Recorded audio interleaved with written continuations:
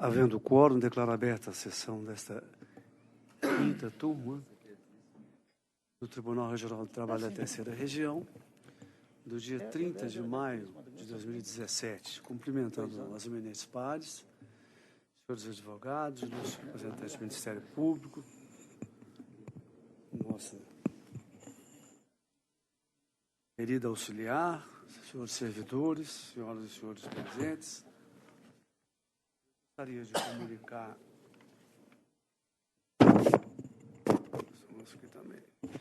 Gostaria de comunicar em primeiro lugar a presença de alunos das faculdades de Direito da FUMEC, da Milton Campos e da Dom Helder. Dar as boas-vindas aos alunos, aos estudantes que vêm presenciar o cotidiano da Justiça do Trabalho em seu segundo grau, especificamente na quinta turma. Espero que aproveitem bastante a presença, estejam bem à vontade, sejam bem-vindos, aproveitem bastante a presença, aurindo conhecimento daquilo que se observa na prática processual, forense, trabalhista, evidentemente. Alguma explicação eu posso adiantar durante o julgamento, embora eu ache que isso, na verdade, seja uma dúvida que possa ser levada ao professor, para que os professores não se sintam, invadidos, com o terreno invadido pelo tribunal. Mas alguma dúvida nós podemos esclarecer, evidentemente, e será um prazer. Elas serão esclarecidas assim que a turma, ou qualquer dos magistrados da turma, entender necessário, e eu gostaria de dizer isso, que os magistrados podem interferir e sugerir um esclarecimento e também prestar esclarecimento, porque é sempre útil. Mas sejam bem-vindos e estejam à vontade. Eu indagaria, então, se há algum registro a ser feito. Não havendo, eu submeto à turma a ata da sessão passada. Não havendo objeção, eu, então, declaro aprovada a ata. A ata da sessão, agora para os alunos, é porque toda sessão tem uma ata que narra os processos que são julgados, os resultados, as presenças, as votações, os registros, e isso é assinado pela secretária e pelo presidente da turma. E isso é, então, arquivado na secretaria da turma.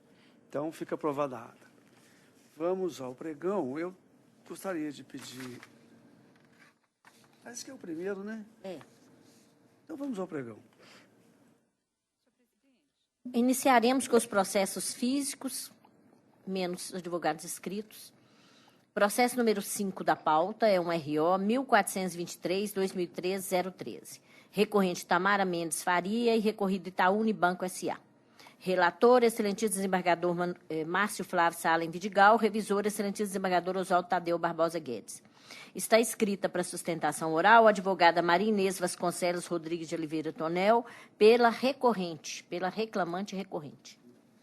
Pois não, eu sou Pela ordem, presidente. Pois não,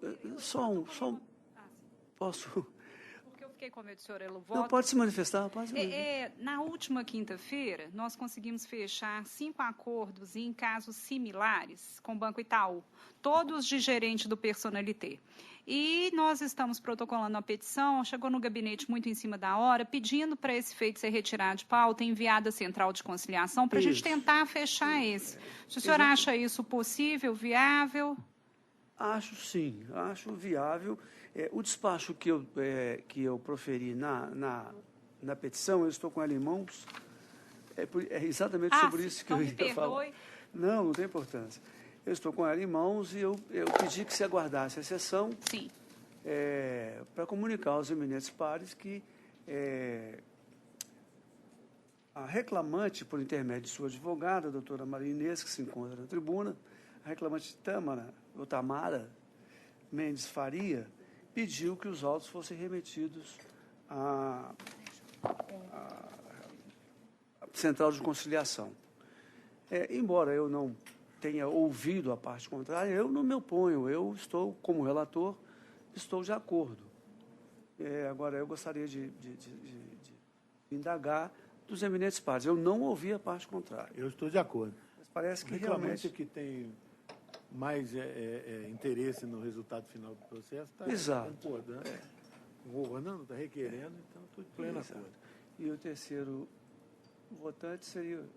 Também de acordo, principalmente pelo fato no Brasil nós temos em tramitação no judiciário quase 100 milhões de ações, né? Exato. Colocar com base na população, todo mundo estaria litigando, um de um lado ou do outro, daria coisa. Pois não. Então, nós vamos constar da certidão, doutor. É o seguinte, a turma deliberou sobre a petição encaminhada pela reclamante, ou a petição de folhas, determinando a remessa dos autos à Central de Conciliação de segundo grau. Ok. Conforme requerido. Tá, muito obrigada. Obrigada a todos. Processo número 7 da pauta, RO 2319-2013-139. Recorrente Juliana de Souza Corrade e Banco Santander Brasil S.A., recorridos os mesmos. Relator, excelente desembargador Márcio Flávio Salem Vidigal, revisor, excelente desembargador Oswaldo Tadeu Barbosa Guedes. Esse é o número 7. Estão inscritos para sustentação oral pela reclamante recorrente os advogados José Francisco Gomes Dávila e Divaldo de Oliveira Flores. Advogados ausentes. Estando ausentes os advogados, eu vou direto à conclusão e esclareço aos alunos que os votos normalmente já vêm, evidentemente, o roteiro e a minuta do voto já vem pronta, a proposta do voto, mas quando os advogados não estão presentes, para acelerar os trabalhos, é costume ler apenas a conclusão do voto, o que não significa que toda a matéria foi examinada. Ela está examinada e vai ser publicada, e os advogados terão acesso a ela. E eu estou conhecendo dos recursos interpostos pela reclamante e pelo reclamado, no mérito, nego provimento ao recurso interposto pela reclamante e dou parcial provimento ao recurso interposto pelo reclamado para aplicar o divisor 220 no cálculo das horas extras. Eminente desembargador Oswaldo. Inteiramente de acordo, excelência.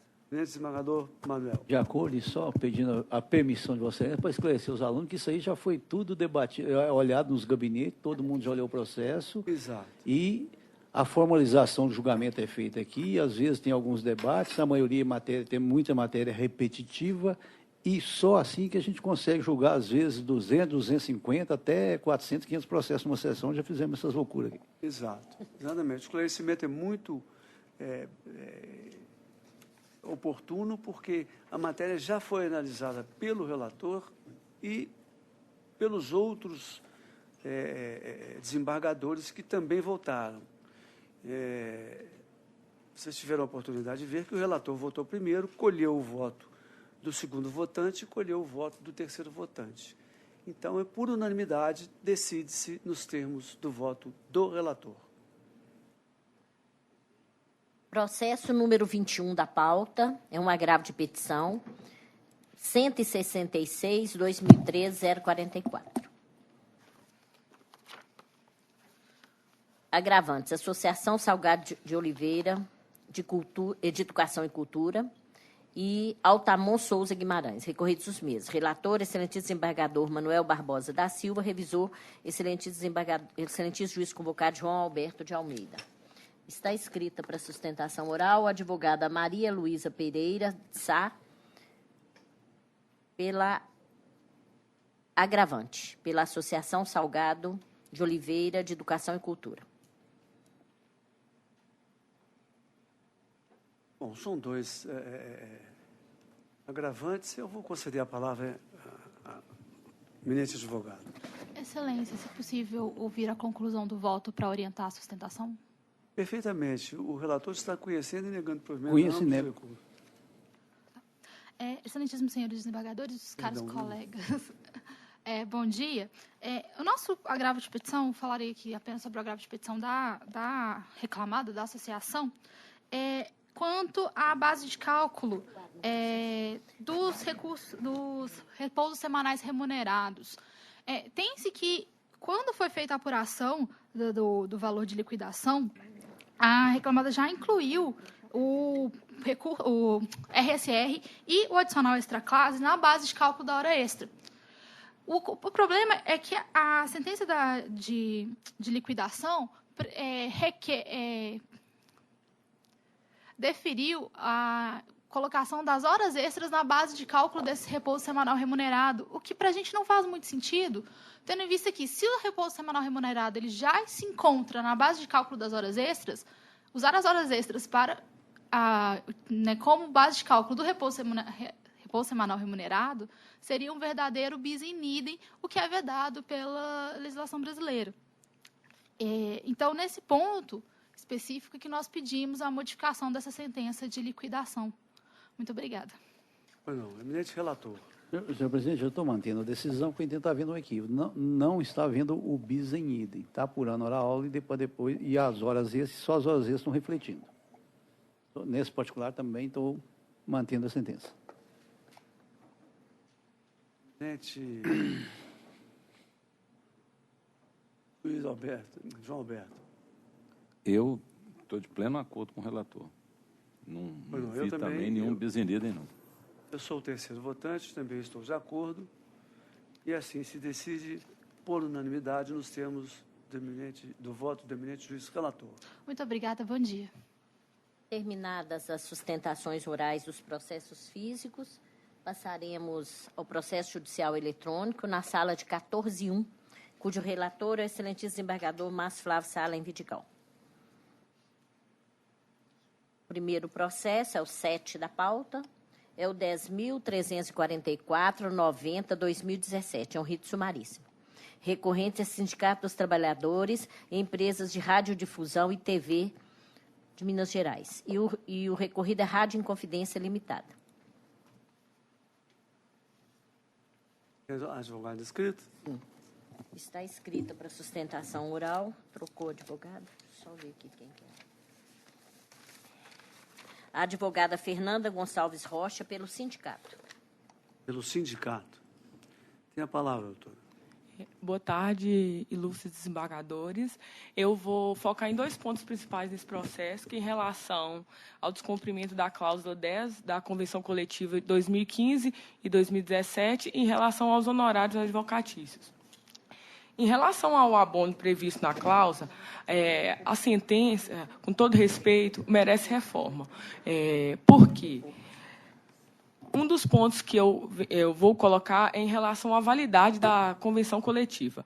A validade da convenção coletiva e sua aplicação nos contratos de trabalho, ela está prevista no artigo 7º da Constituição, da Constituição Federal. Outro ponto importante também em relação à empresa, que é uma empresa pública.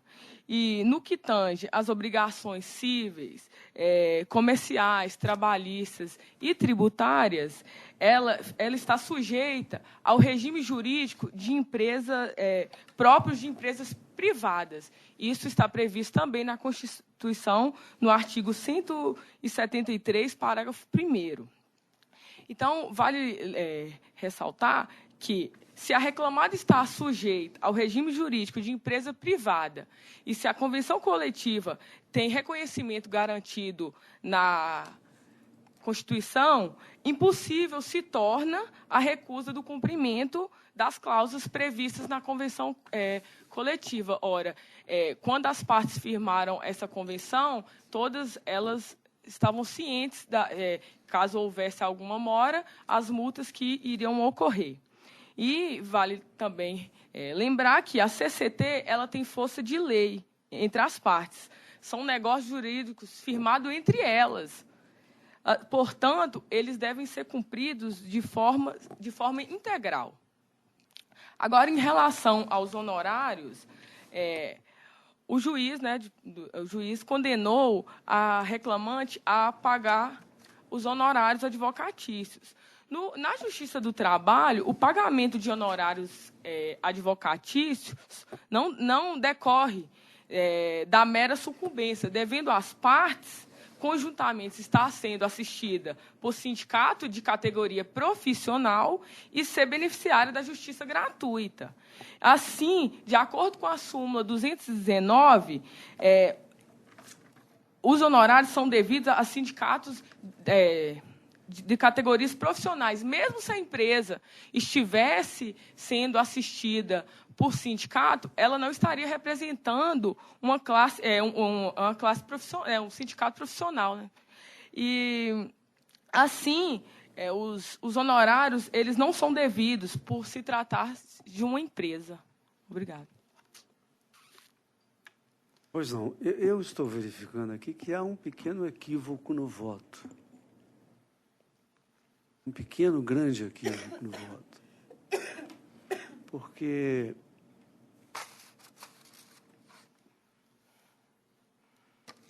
a certidão começa dizendo: eu teria que verificar. Vossa Excelência tem condição de verificar, doutor Oswaldo, o recurso, logo após o recurso, se houve pagamento de custas? Porque eu estou verificando um pequeno equívoco aqui. Processo aberto aqui. Está aberto?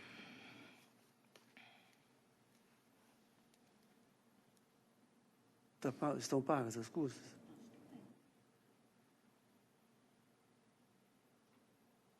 Estão pagas as custas. Então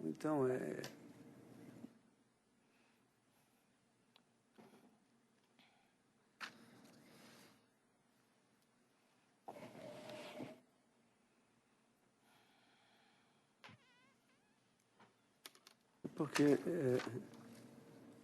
os acórdãos citados a título de fundamentação dizem do não conhecimento do recurso, quando, na verdade, pagas as custas, será o desprovimento do recurso. Não sei se Vossa Excelência notou isso no voto. Não notei, mas foi pago. Foi pago. Então está correto o voto. Eu estou conhecendo do recurso e negando o provimento. Estou apenas a título de fundamentação, porque eu fui na fundamentação, estou citando votos de não conhecimento do recurso por ausência de pagamento de custas, mas apenas para fundamentar a exigência da lei. Então, estou conhecendo e desprovendo e mantendo a douta sentença e, em se tratando de voto de procedimento sumaríssimo, mantendo a sentença por seus próprios e jurídicos fundamentos. Eminente desembargador Oswaldo. Pois não, Excelência.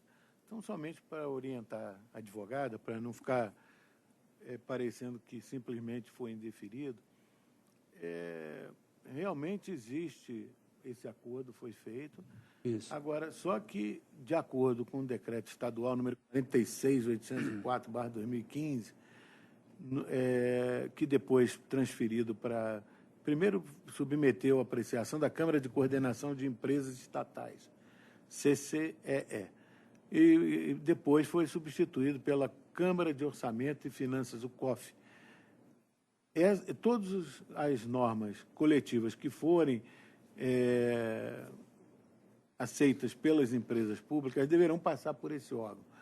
E, realmente, a doutora tem razão até certo ponto, porque o prazo não foi cumprido. Agora, não foi cumprido exatamente porque, para a validade desse ato, dessa conciliação havida entre o sindicato e a empresa, deveria haver a autorização expressa do COF, que não foi feito. Foi feito só em 5/12/2016. Ora, era impossível a empresa pagar uma parcela antes desse exame.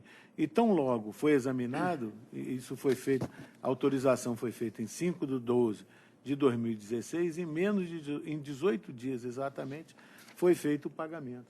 Então, portanto, o prazo é razoável, de apenas 18 dias de ato que houve entre a homologação do acordo e o seu pagamento. Então, portanto, eu entendo que não é devida a multa, não. Está correta a empresa e, dessa forma, eu sigo a orientação do voto condutor, também negando provimento ao recurso. É como voto, Excelência. Desembargador Manuel. Inteiramente de acordo, aproveitar que os estudantes estão aí. Uma das regras fundamentais de interpretação de hermenêutica é a interpretação restritiva de normas especiais. A CLT, quando concede jus postulante, no artigo 791, ela diz que empregadores e empregados, trabalhadores, poderão postular pessoalmente na Justiça do Trabalho. Ora, esse limite é quando o empregado vai entrar com ação contra o patrão ou o patrão contra o empregado pessoalmente.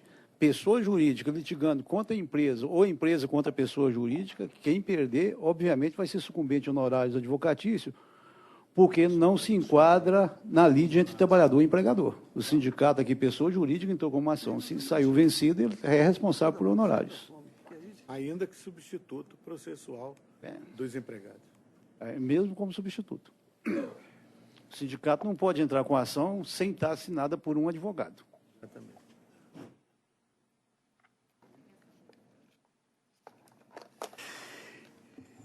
Muito bem. Então, assim se decide, nos termos o voto do relator, por unanimidade. Obrigada. Terminada a sustentação oral na sala do doutor Márcio Flávio, passaremos agora à sala de 14.2, cujo relator é o excelentíssimo desembargador Oswaldo Tadeu Barbosa Guedes. O primeiro processo é o 14 da pauta, que é o 10.254.06/2017. É um processo de rito sumaríssimo. Recorrente Tatiana Cristina Barleta dos Santos e recorrido CM Calçados Limitada. Está escrito para sustentação oral o advogado Cláudio Atala Inácio pela reclamada.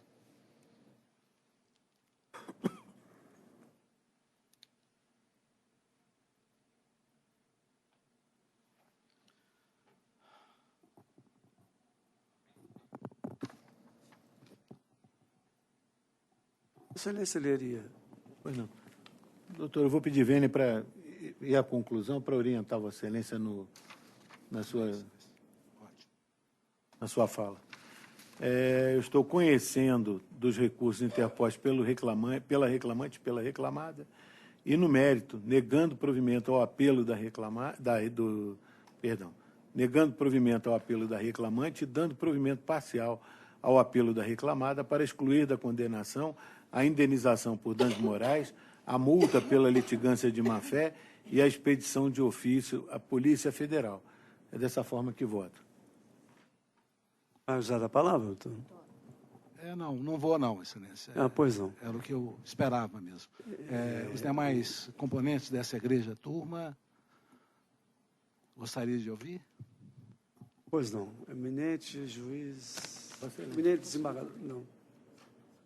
Não voto para ser senhor. Não, o segundo sou eu. Não, é o Manuel, tem razão. Eminente desembargador Manuel. É a dança das cadeiras. Um minutinho aqui. Tem anotação de divergência, não, doutor. Não, eu sou sobre mais. Eu só para registrar recebi, porque eu fiquei até tarde lendo, né? Tem que registrar o recebimento memorial e estou inteiramente de acordo. Pois não. Eminente juiz João Alberto. Eu também, da mesma forma, registro o recebimento memorial e estou de pleno acordo com o voto relator. E assim se decide, por unanimidade. Sanando uma lamentável... Obrigado, Excelência. Uma boa tarde a todos. Boa tarde. Negligência da minha parte, eu também recebi os memoriais. Pois não. E assim fica decidido. Próximo processo é o 49 da pauta, é o 11.302.48/2015. Recorrente é Sindicato dos Trabalhadores nas Indústrias Metalúrgica, Mecânica e de Material Elétrico de Bocaiúva, Minas Gerais. E recorrido é Rima Industrial S.A.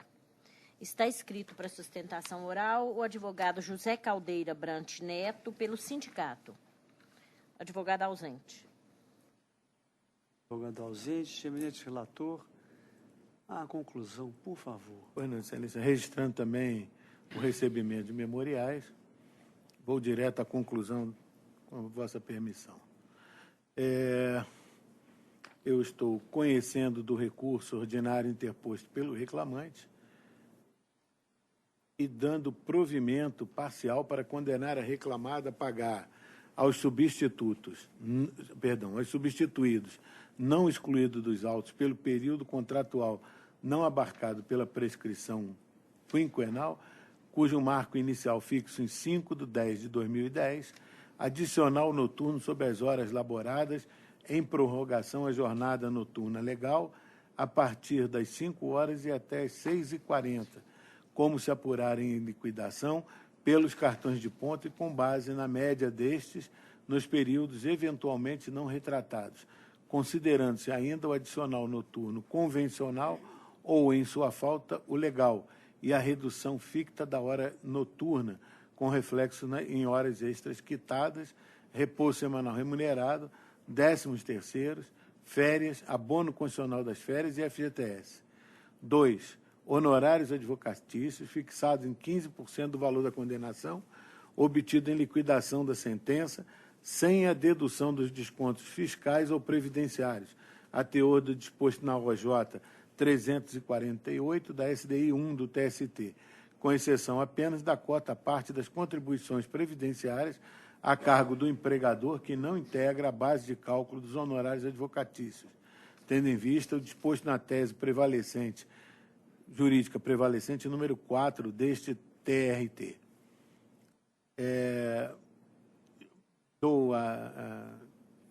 Possuem natureza indenizatória os reflexos do adicional noturno em abono constitucional de todas as férias, quando indenizadas, e fundo de garantia. Fixa o valor da condenação em R$30 mil, com custas processuais de R$600 pela reclamada. Deverá a reclamada proceder ao recolhimento das contribuições previdenciárias incidentes sobre as parcelas salariais da condenação na forma prevista em lei, ficando autorizada a proceder à retenção e ao recolhimento da quarta parte dos substituídos nas contribuições previdenciárias.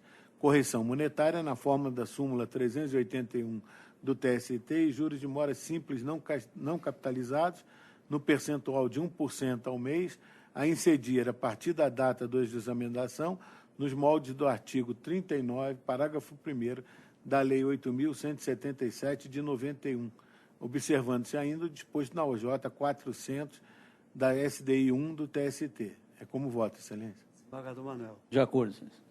Juiz João Alberto. Também estou de acordo. E assim se decide nos termos do voto do relator. Próximo é o 15 da pauta. É o 10.285.64/2015. Recorrente é Vancouver Empreendimentos Limitado e recorrido o Arleson de Oliveira Santos. Está escrito para sustentação oral o advogado Nelson Francisco da Silva. Pelo reclamante, advogado ausente. Presidente relator. Pois não, Excelência. Eu não estou conhecendo o recurso ordinário interposto porque deserta, ou seja, não foram pagas as custas processuais no momento oportuno. Desembargador Manuel. De acordo. Juiz Alberto. Também de acordo. E assim se decide por unanimidade. O próximo é o 57 da pauta.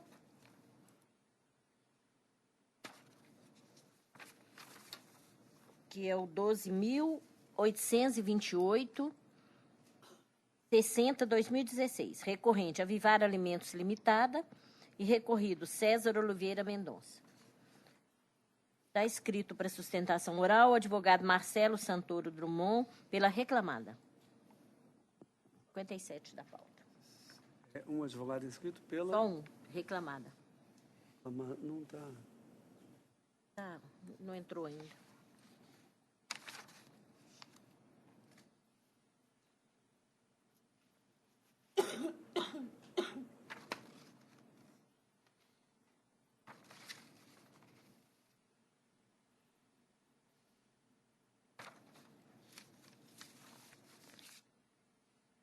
Agora. E a palavra? Excelentíssimo senhor desembargador presidente, excelentíssimos senhores componentes dessa igreja turma, senhora secretária, representante do Ministério Público, demais presentes, especialmente minha aluna Maiara, da Escola Superior Dona da Câmara, que veio aqui assistir aos julgamentos dessa sessão. Senhor presidente, são 3 aspectos centrais no recurso da reclamada Avivar, matérias já recorrentes nesse tribunal, inclusive julgados por essa turma e também pelas demais, no que tange todas as 3 matérias centrais objeto do recurso. A primeira delas diz respeito às horas in itinere que foram deferidas pelo juízo de primeiro grau, tendo em vista a condução fornecida pelo empregador no trajeto entre a sede da empresa em São Sebastião do Oeste e a cidade de Formiga. Entende a reclamada recorrente que, não obstante o local da empresa seja de fácil acesso, conforme demonstração de fotos, né, de mapas e de documentos acostados aos autos, entende também, além, né, do fato de estar a empresa situada a um pouco mais de 1 quilômetro do centro da cidade de São Sebastião do Oeste, local de fácil acesso, local, inclusive, que os trabalhadores que lá residem na cidade fazem percurso a pé, entende a reclamada que deve se dar validade, deve se conferir validade a um instrumento coletivo vigente, na medida em que, não obstante o entendimento de que não devem ser considerados como horas in itinere as horas de percurso, outras cláusulas trazem inúmeros benefícios, cláusulas essas citadas expressamente, não só na defesa, como também no recurso ordinário, expressamente citadas no recurso, e traduzindo uma compensação em uma norma, no sentido amplo, absolutamente vantajosa para o trabalhador. Esse entendimento ele foi chancelado pelo voto do falecido ministro Euri Zavascki, que, no entender da reclamada, tem, sim, ao contrário do que alguns entendem, isso se respeita, mas entende a reclamada que esse voto tem, sim, repercussão geral, na medida em que deve-se conferir validade ao instrumento coletivo quando o conjunto das suas cláusulas, das suas normas, reflete uma vantagem superior ao trabalhador. Então, ainda que haja a supressão do pagamento, ainda que haja, inclusive, o entendimento contrário à súmula 41 desse tribunal, entende a reclamada que o conjunto de cláusulas do instrumento coletivo, com o apontamento expresso das referidas cláusulas vantajosas, se sobrepõe a essa redução e a essa retirada no que toca à ordem de itinere, sendo absolutamente mais vantajoso.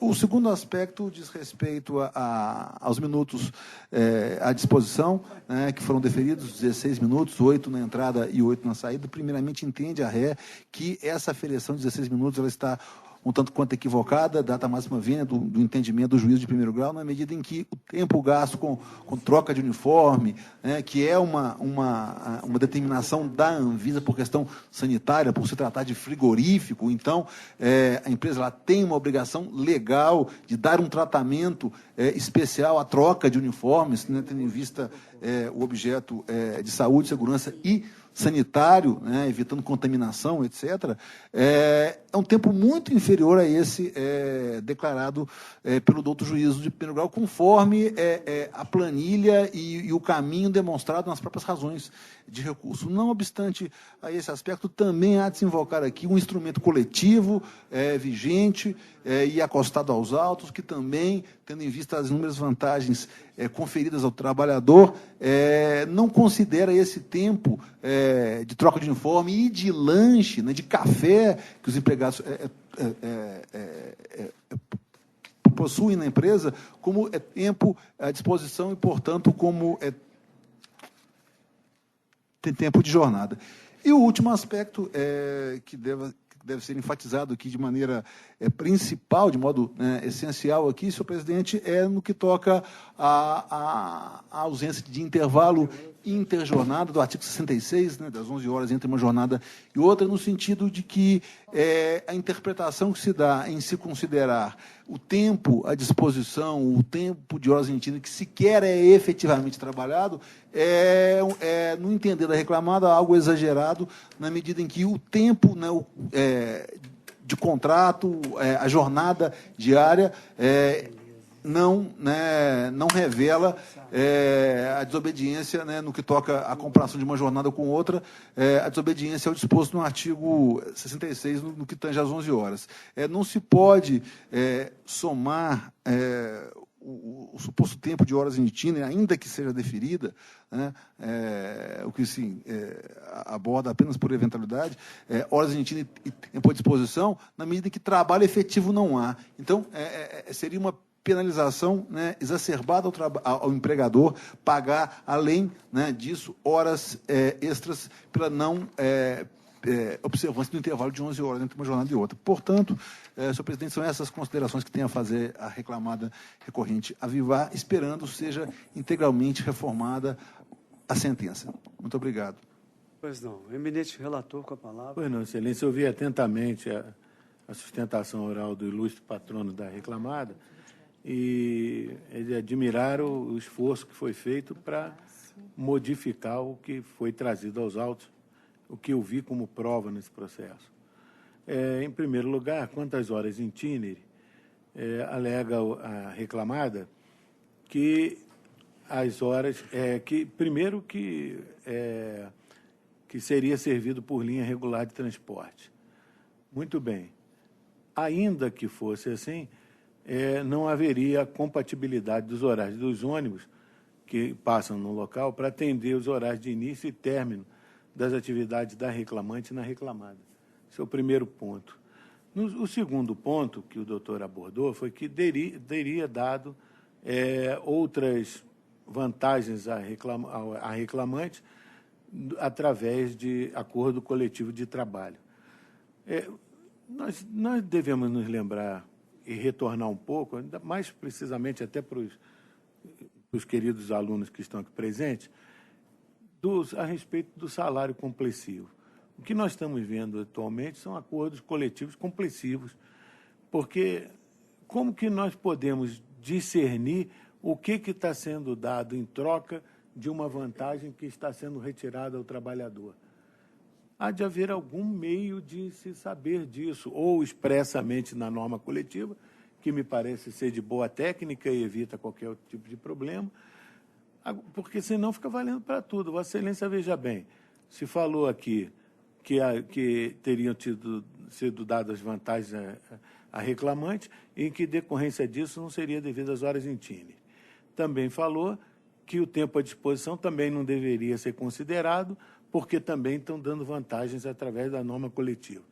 Então, nós estamos diante de um acordo coletivo de trabalho complexo, vale para qualquer coisa. Então, portanto, eu entendo de uma forma diferente do doutor da Tavênia, que não houve nenhuma demonstração de que a contrapartida dada pela falta do pagamento das horas em itinerário, o fornecimento de um cartão de crédito no cartão de alimentação no importe de R$ 4,20, e não ter sido efetuado o desconto que seria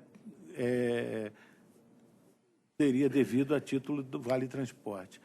Então, eu, portanto, estou mantendo a decisão nesse aspecto.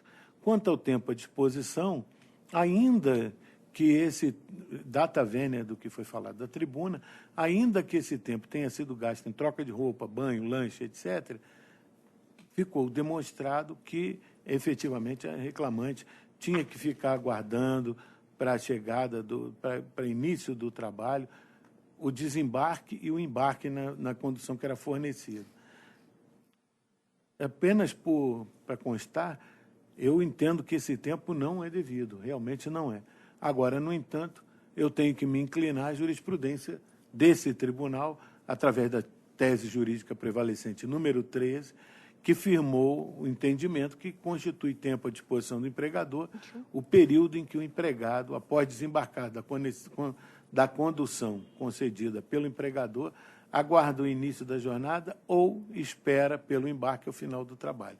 Então, portanto, por obediência jurisprudencial, eu estou negando também provimento ao recurso da reclamante, da reclamada nesse aspecto.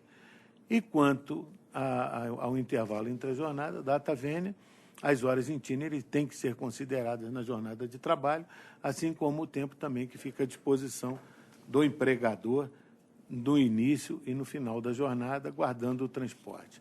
Então, portanto, dessa maneira, estou conhecendo o recurso ordinário interposto pela reclamada e, no mérito, dando-lhe provimento parcial para determinar que a apuração do imposto de renda retido na fonte seja feita de acordo com o regulamento vigente à época desse recolhimento. É assim que voto. Pois não. Desembargador Manuel. Senhor presidente, eu peço vênia ao relator, eu fico vencido na questão das horas itinerárias e tempo de espera, porque eu continuo entendendo que o Supremo Tribunal Federal reconheceu repercussão geral nessa questão para dar validade ao acordo coletivo. Não exige que a troca seja parcela por parcela, no recurso extraordinário 895-759. Eu fico vencido nessas matérias. Pois não. Você diz que está ficando vencido, mas eu primeiro quero ouvir o eminente juiz João Alberto. Mudou a composição da turma? Eu estou acompanhando o relator. Pois não. Porque eu acho que para você manter o equilíbrio no pacto, a retirada, se nós formos olhar pelo conjunto do que já está lá para retirar, na verdade, não há concessão. Então, eu estou acompanhando o relator. Pois não, eu proclamo que a turma decidiu, nos termos do voto do eminente juiz relator, por maioria, vencido parcialmente o eminente desembargador Manuel Barbosa, quanto às horas in itinere, que excluía. É isso, desembargador? Pela hora, senhor presidente, eu acho que o revisor excluía a hora in itinere e o tempo à disposição. Estou enganado. Não, Vossa Excelência está enganado. Não, os dois. Ué, mas aí não tem acordo coletivo. Se não tem hora in itinere, não tem tempo à disposição de espera do ônibus, só aquele limite de espera. Entendi. Vossa Excelência, então, está dando um elastecimento maior até do que o do doutor Teoriza Vasque. A matéria... Porque a nossa tese fala quando tem hora in itinere. Se não tem hora in itinere, não tem. São essas duas matérias só? Não, tem uma terceira, né? Não tem mais. Não, só essa, só fica vertido em vencido parcialmente. Quantas horas de itinere e de espera... Tempo de espera da condução. Tempo de espera da condução, que excluía.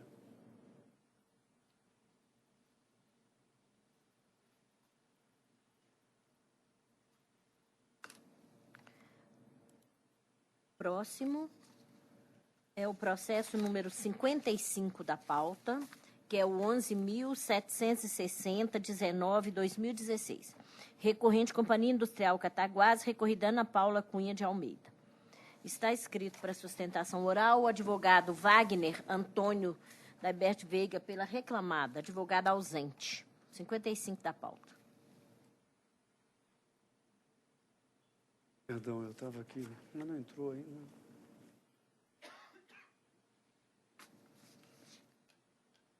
Está inscrito? Não. Tem, mas está ausente. Tem, mas acabou. Foi embora. É como falam, né? Eminente relator. Pois não, Excelência. Já. Eu estou pedindo vênia para ir direto à conclusão. Estou conhecendo o recurso ordinário interposto pela reclamada e, no mérito, negando-lhe provimento. É a minha proposta de voto, Excelência. Desembargador Manuel. De acordo. Eminente juiz João Alberto. De acordo. E assim se decide, nos termos do voto do relator. Processo número 5 da pauta. É o próximo.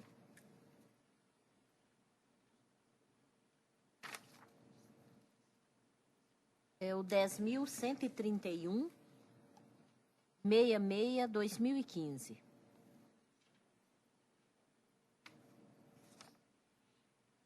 Não, acho que não. Horários não determinou sobre o estamento. Recorrente Caixa Econômica Federal e José Geraldo Oliveira de Miranda. Oliveira de Miranda. Recorrido também os mesmos. Está escrito para sustentação oral o advogado Humberto Maciel Fonseca pelo reclamante, advogado ausente. Relator, pois não, conclusão. Excelência, eu vou direto à conclusão. Estou conhecendo os recursos ordinários interpostos e rejeitando a preliminar eriçada pelo autor, no mérito, dando provimento em parte ao recurso do reclamante para lhe conceder os benefícios da justiça gratuita, ao da reclamada, dando provimento parcial para afastar da condenação o pagamento da parcela denominada adicional de incorporação nos moldes deferidos na sentença recorrida, restando prejudicado o recurso do reclamante nesse particular. Reduz o valor da condenação, fixado em R$20.000, para R$15.000, com custas processuais de R$300, pela reclamada, autorizada a pugnar junto ao órgão próprio, a partir do trânsito em julgado dessa decisão, pela restituição das custas processuais recolhidas a maior.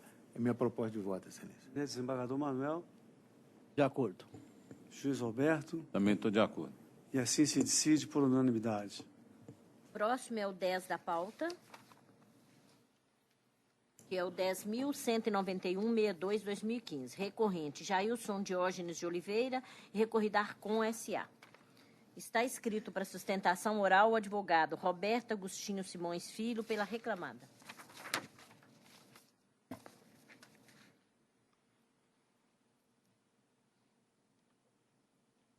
Da pauta.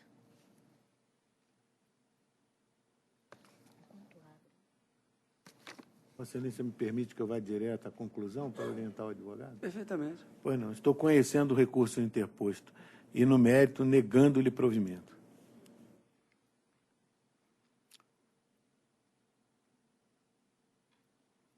Desembargador Manuel.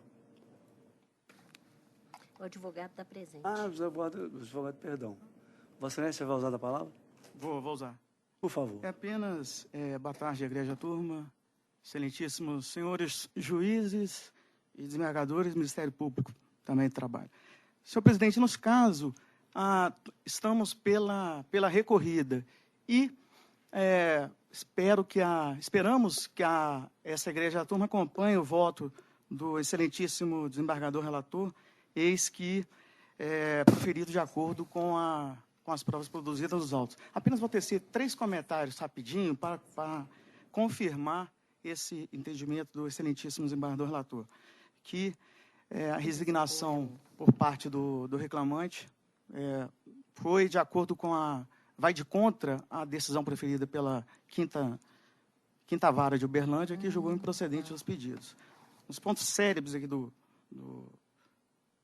recurso estão pedido de áreas, integração ao descanso semanal remunerado, a questão da jornada de trabalho e também dos danos morais.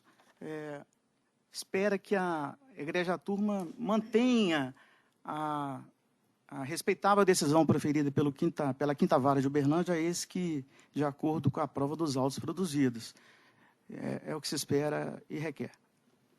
Pois não. Eminente desembargador, Vossa Excelência mantém. Eminente desembargador Manuel. De acordo. Juiz Alberto. Eu também estou de acordo com o relator. E assim se decide, nós temos o voto do relator por unanimidade. Obrigado, boa tarde. Terminadas as sustentações orais nesta sala, passaremos à sala de 14.3, cujo relator é o excelentíssimo desembargador Manuel Barbosa da Silva. Processo número 5 da pauta, 11.058.64/2015. Recorrentes Magnete Meirelles Sistema Automotivos Indústria e Comércio Limitada e Nelson Antônio de Freitas. Está escrito para sustentação oral o advogado Daniel Guerra Amaral, pelo reclamante. Você tem a palavra. Excelentíssimo senhor presidente, demais membros dessa douta turma julgadora, muito boa tarde. O reclamante está aqui a almejar, nesta oportunidade, a manutenção da decisão de primeiro grau que deferiu a o pagamento de adicional de periculosidade em razão do contato com substância inflamável ao longo de todo o período imprescrito e o pagamento de 1 hora extra diária pela não fruição integral do intervalo intrajornada. No que toca ao adicional de periculosidade, a prova pericial foi assente ao apontar que o reclamante ficava exposto em área normatizada, ou seja, em área de risco, em toda a sua jornada, muito embora esse risco se acendrasse na medida em que ele adentrava num local específico onde ficavam albergados os materiais inflamáveis. Se considerar tão somente esse local mais recluso, ou seja, que, repita-se, não é apenas o único elemento a ensejar o contato perigoso, mas se, numa análise conservadora, extremamente conservadora, se nós formos considerar o período em que o reclamante adentrou nesse local, esse período corresponderia, na pior das hipóteses, pegando um depoimento de uma testemunha ouvido a rogo da reclamada, pelo menos 2 vezes por semana, numa média de 2 horas por vez, que é um tempo superior àquele que o TST entende como suficiente para já caracterizar o contato perigoso, o qual, como é de conhecimento dessa turma, pode se dar apenas num instante, né? Uma questão de um ínfimo, de um segundo, de uma infelicidade que pode levar a cabo a vida ou a incolumidade física de um trabalhador.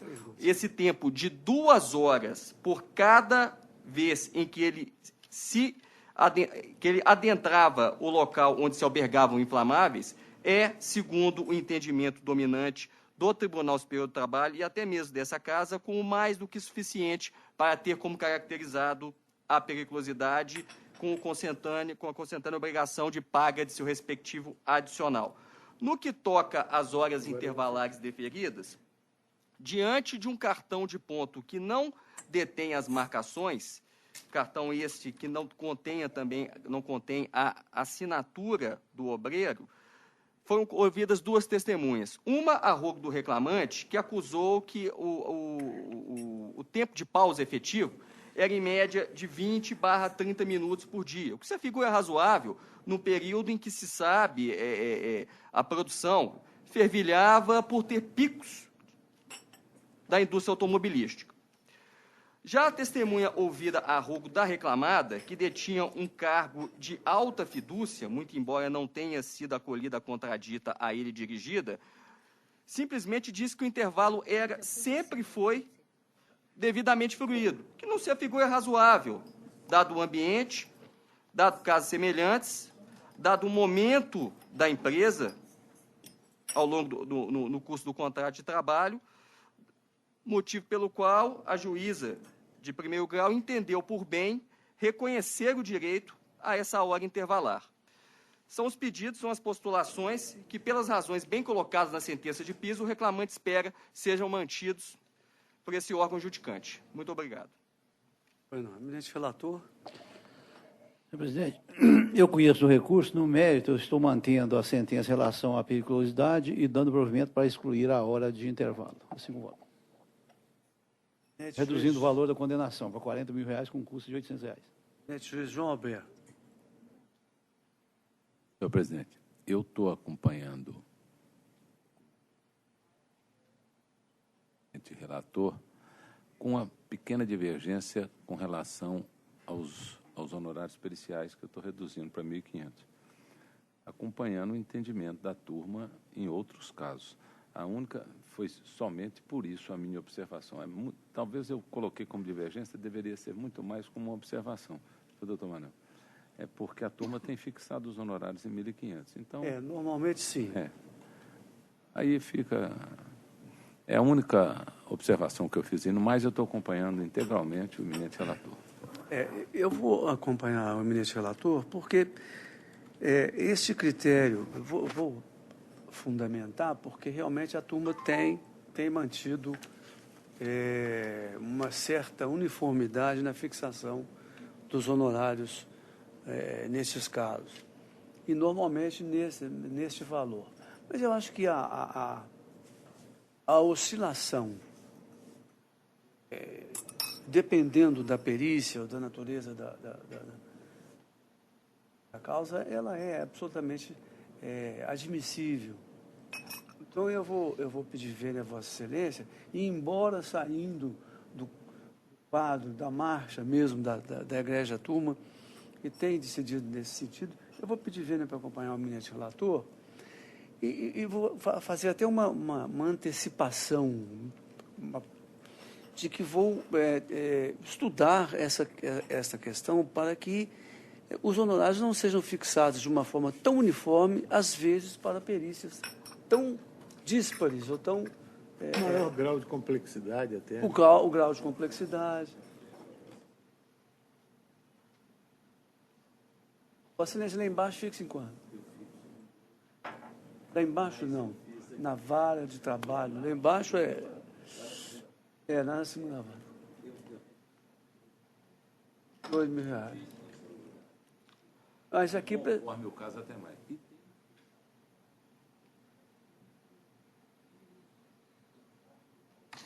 Isso.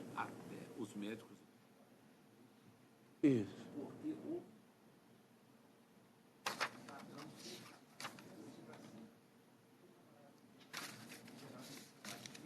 Cabe de vez em quando os laudos.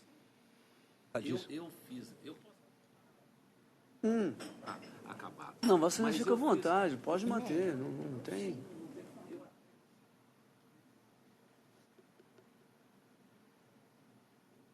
A marca da turma está abaixo. Na segunda vara, lá embaixo não, porque lá Na linha de frente. é a linha de frente mesmo.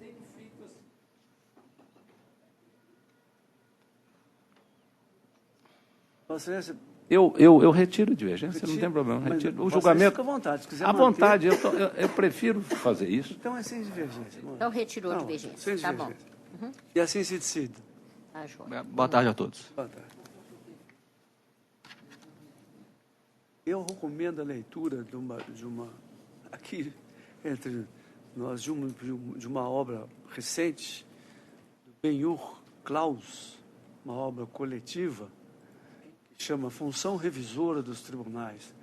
O elogio que... Ela é uma obra coletiva, o elogio que os articulistas fazem ao primeiro grau é belíssimo. Então, é por isso que lá é que Daqui a linha de sabe, frente. e todos nós passamos por lá, né? Então podemos falar. Pouco tempo, né?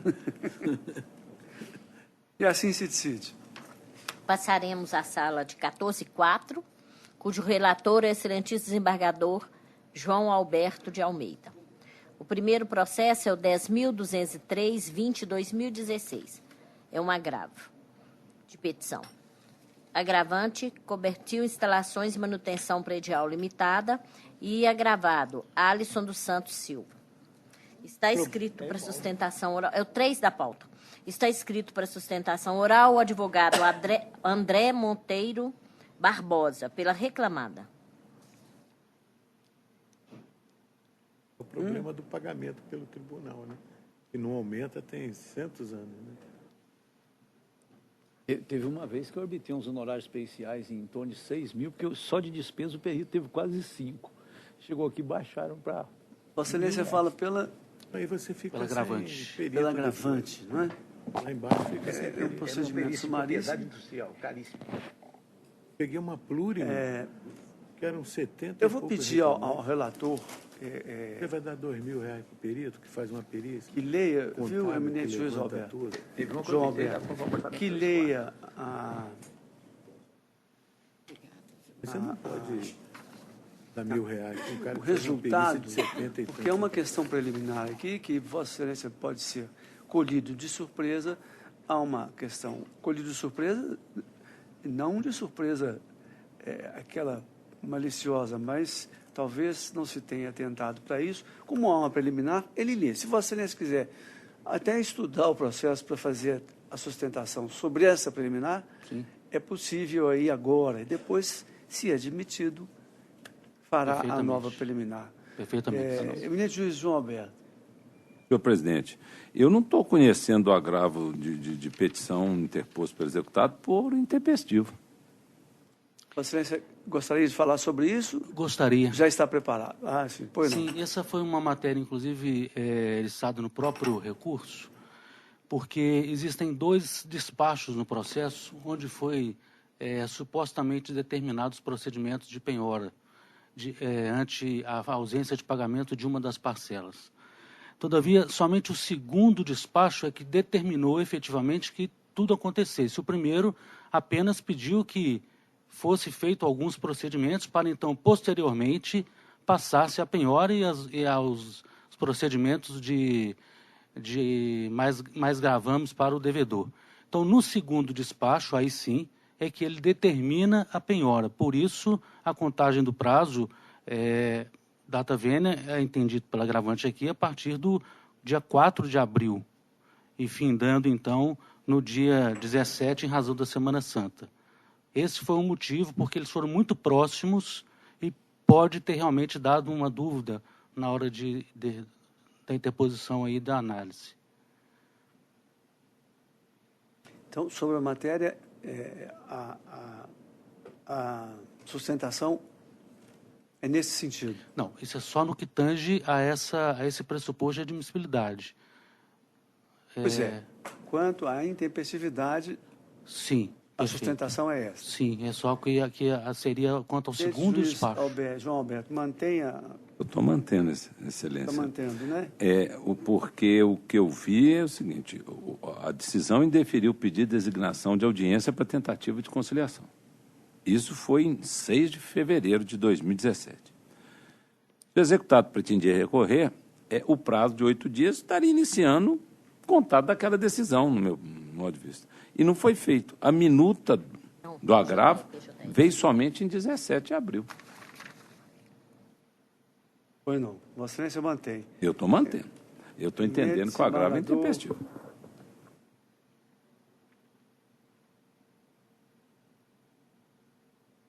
Sou eu, né? Sou eu. Eu também estou mantendo exatamente por essa razão. Recolho o voto, então, do eminente desembargador Oswaldo. Eu também estou de acordo, até porque o que houve foi uma tentativa da reclamada, depois desse despacho que indeferiu a designação de audiência para tentativa de conciliação, para evitar o pagamento da multa, o que houve depois foi um pedido de reconsideração daquele despacho primeiro. Então, eu entendo que não podia ficar o advogado, data vênia, ao talante de ter sucesso ou não daquela petição. Até por cautela, deveria ter entrado com uma petição, capeando, sem querer ensinar de forma alguma, que eu não tenho gabarito para tanto, para ensinar a Vossa Excelência, mas deveria ter o advogado entrado com agravo de petição, ao mesmo tempo que interposto uma petição pedindo reconsideração. A cautela determina desse jeito. Então, dessa maneira, estou inteiramente de acordo com o voto do relator. Senhor presidente. Eu também. Pela ordem. Até aproveitando as palavras do eminente desembargador Oswaldo, para que o advogado da tribuna também, a quem eu ouvi atentamente, não pense, essa consideração do desembargador Oswaldo também está no voto sobre o problema do pedido de reconsideração. Né? É verdade. Porque porque se trata de procedimento sumaríssimo, então a certidão basta. E, efetivamente, a razão é essa mesmo. O pedido de reconsideração não interrompe o prazo para efeito recursal. E foi exatamente isso que aconteceu, lamentavelmente. O professor Zé Carlos Barbosa Moreira, na época que eu ainda estudava, isso no século passado ainda, já falava o seguinte: prazo a gente conta da pior maneira possível. O pior maneira. Né? Se for 8, tem que contar 5. E evita discussão se tem feriado, se não tem, evita tudo que é para não ter problema. Exatamente. Pela hora, Excelência. Só realmente é uma questão... Coincidentemente, todos os 4 magistrados já advogaram, já passaram por essa... A questão realmente foi só sobre os 2 despachos últimos que houve no processo e não sobre o pedido de audiência, que não foi nem sequer analisado, né? Essa foi a questão. Vossa Excelência tem razão sobre esse aspecto, mas, infelizmente, nós temos que ficar com a letra fria do processo. Muito obrigado. E assim se decide por unanimidade. Próximo. É o 5 da pauta, que é o 10.284-29/2017. Recorrente Natália de Oliveira Silva e recorrido Palabras Bar e Restaurante Microempresa. Está escrito para sustentação oral o advogado Luiz Otávio dos Santos de Carvalho, pela reclamante. É o 5 da pauta.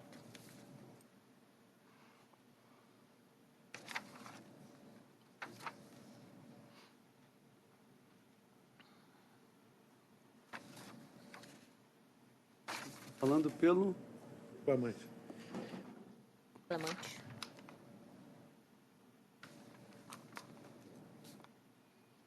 Recurso... São 2 recursos, né? Correto. Recurso adesivo da Tem o recurso adesivo. Vossa Excelência tem a palavra. Boa tarde a novos jogadores. Excelências, em que pese ambos os recursos promovidos pelas partes, inicialmente há que se mencionar que não é um mero de sabor o que foi trazido ao conhecimento de Vossas Excelências. Tanto que os demais pedidos julgados na fase inicial foram indeferidos. O que foi reconhecido pelo juízo de primeira instância foi o mero de sabor. Não foi o dano. E a qual nós pedimos a reformulação. Observe, novos jogadores, que aqui eu percebo a dificuldade que eu enfrentei quando foi da elaboração da peça. Porque aqui o que houve foi um desagrado, foi uma conduta ilícita a uma mulher, que foi desrespeitada a conduta, foi desrespeitada ao mero ato, como se pudesse falar assim, o mero ato de ser mulher. A vestimenta dela. Observe que a própria Constituição busca igualdade de gêneros. Então, quando eu iniciei o tratamento dessa peça de recurso, tanto as contrarrazões quanto o recurso adesivo, eu fiz um entendimento, um julgamento que eu gostaria que também fosse objeto de apreciação, que é o seguinte: será que quando uma mulher é estuprada, a culpa é dela ou do estuprador? Porque ela usa uma roupa decotada? Hoje nós estamos discutindo muito questões de religião. Então, se uma pessoa usa um turbante ou usa alguma outra coisa, é motivo de se julgar o caráter dessa outra pessoa? As pessoas que sofreram racismo, elas são culpadas e não por ser negras e não quem as escravizava? Então, excelências, manter o valor deferido em primeira instância, tem que ser observado sempre o caráter educativo e o caráter da publicidade dessa situação. Observe que foi a publicidade desse ato gravíssimo, previsto constitucionalmente, excelências. Foi flagrante a publicidade que próprias pessoas da empresa, amigos, funcionários da empresa e clientes presenciaram as inúmeras. Vamos observar que foram inúmeras situações. Vamos observar, excelência, que uma criança observou. Então, manter o entendimento do juízo de primeira instância no valor deferido é presentear a reclamada. Aí nós estamos falando de crime contra, ainda que não seja essa esfera, mas um crime contra a honra. Nós estamos falando de crime de previsões constitucionais. Então, quando da elaboração, também eu me pautei para as mulheres que me cercam, de tão grave é essa situação. Eu peço aqui a reflexão de vossos magistrados para que o dano moral, que nesse caso não se busca a banalização, mas sim uma reflexão. Então, dessa forma, é posto as contrarrazões do recurso ordinário, promovido o recurso adesivo, e desses são os fundamentos da sustentação. Pois, o eminente relator. Senhor presidente, eu ouvi com atenção as palavras do ilustre advogado da tribuna e, fora ali, manter o valor da condenação posta em primeiro grau seria presentear a reclamada, eu não estou entendendo assim. O voto, a certidão do voto, até porque é um processo de rito sumaríssimo. Na redação, faço uma análise tudo aquilo que foi visto e decidido em primeiro grau, né, reconhecendo a reprobabilidade das atitudes do representante da reclamada em primeiro grau e, inclusive, dizendo que considero a gravidade das ofensas mencionadas no depoimento das testemunhas, o tempo de duração do contrato de trabalho da autora, a gravidade do dano, a condição pessoal das partes e as circunstâncias do caso, e estou mantendo o valor fixado em primeiro grau em R$5, inclusive lembrando o ilustre advogado que não é um presidente, mas ele também, né, o recurso que veio da reclamante é adesivo. O primeiro recurso é o recurso da reclamada. Quer dizer, eu reconheço toda essa situação e estou mantendo com tranquilidade a condenação de primeiro grau, inclusive entendendo que as ofensas são graves e tudo, mas acho que o valor é consentâneo e estou mantendo em R$5.000 o valor do dano moral posto em primeiro grau. Inclusive, acho que realmente o senhor tem razão, são graves as situações, mas acho que o valor arbitrado pelo juiz de primeiro grau, que colheu a prova, que esteve lá, vendo toda a situação, inclusive a reclamante presente, ele fixou nesse valor, e eu estou achando que está consentando com o caso, com o tempo de contrato e tudo, e estou mantendo. É o meu entendimento. Pois não. Eu sou o revisor, estou integralmente de acordo com o eminente relator em todos os sentidos e acho até dispensável qualquer acréscimo nas razões por ele indicadas. Estou acompanhando integralmente. Eminente desembargador Tadeu Barbosa aqui. Oswaldo Tadeu Barbosa quer dizer. Onde é que eu arrumei esse Zé? Não sei. Estava pensando em algum José, por acaso.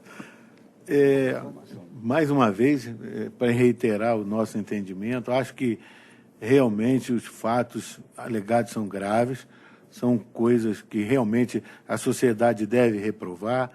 Eu acho que a pessoa não pode ter nenhum tipo de preconceito, seja ele que forma for, como Vossa Excelência falou, tanto de raça quanto de religião. Acho que nós não podemos partir por aí, porque senão o que vai haver é uma polarização que é negativa completamente para a nossa sociedade. Agora, nós também não podemos deixar de ver que o valor das indenizações tem que ser fixado observando as condições da reclamada e da reclamante. Nesse caso, eu entendo que um pequeno bar, parece que é um pequeno bar, num bairro que também não é de muito movimento, acho que atende bem a esse conceito para educar a pessoa, uma forma de como tratar os seus semelhantes, que são todos nós somos semelhantes, sem dúvida nenhuma.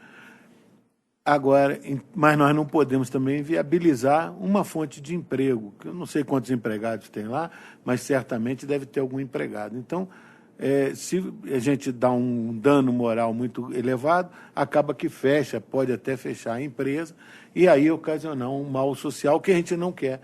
Não é essa a intenção. A intenção é educar, é mostrar que a Justiça do Trabalho está atenta e está punindo.